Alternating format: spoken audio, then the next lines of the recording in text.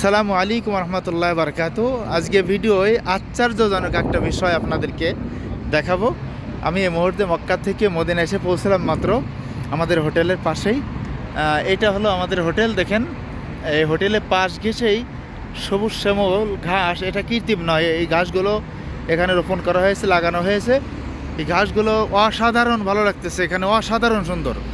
তো যে আশ্চর্যজনক যে বিষয়টা আমি বললাম, এটা হলো এই যে খেজুর গাছ দেখতে পাচ্ছেন, এই খেজুর গাছের নিচেই এখানে অনেক খেজুর ফুটছে।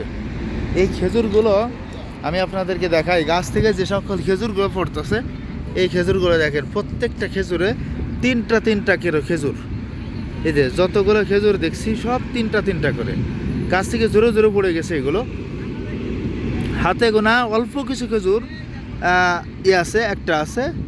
আর যাও একটা না, এই যে এই খেজুর এইটার সাথে ছিল, এটা কি ছুটায় ফেলাইছে।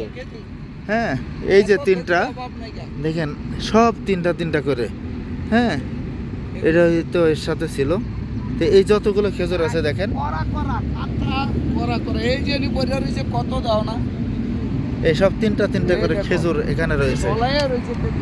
এটা আজোয়া খেজুর গাছ। হ্যাঁ, এটা হলো আজোয়া খেজুর গাছ।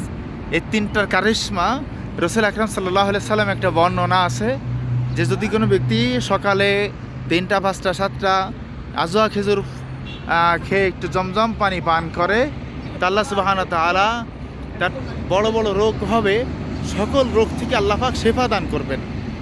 এই জন্য আমরা যদি সে রোগের নেয়াতে এই খেজুরগুলো খাই, তাহলে নিশ্চয়ই আমরা 3টা 5টা 7টা বেজল সংখ্যায় খাবো। আর সেই সাথে সাথে সকলের জন্য দোয়া করি, আল্লাহ সুবহানাহু ওয়া তাআলা আপনাদেরকে জীবনে একবার হলেও যেন এই সোনার মদিনায় পা রাখার, সোনার মদিনায় এসে আমার দয়াল নবী মুহাম্মদ রাসূলুল্লাহ সাল্লাল্লাহু আলাইহি ওয়াসাল্লামের রওজা মোবারকে সালাম জানাবার মতো সেই সৌভাগ্য যেন আল্লাহ পাক আপনাদেরকে দান করেন। যদি আমাদের ভিডিওগুলো আপনাদের কাছে ভালো লাগে, যেহেতু আমি মক্কা মদিনা এসে অনেক ঐতিহাসিক স্থান, অনেক ভালো ভালো ভিডিও তৈরি করি, যেগুলো ফেসবুকে আপলোড করি, আমার ইউটিউব চ্যানেলে আমি আপলোড করে থাকি। যদি এ সকল ভিডিওগুলো আপনাদের ভালো লাগে, তো শেয়ারের মাধ্যমে সকলের কাছে ছড়িয়ে দেবেন, সকলে যেন ইসলামের এই সকল ইতিহাস ও ঐতিহ্যের বিষয়গুলো জানতে পারে, বুঝতে পারে।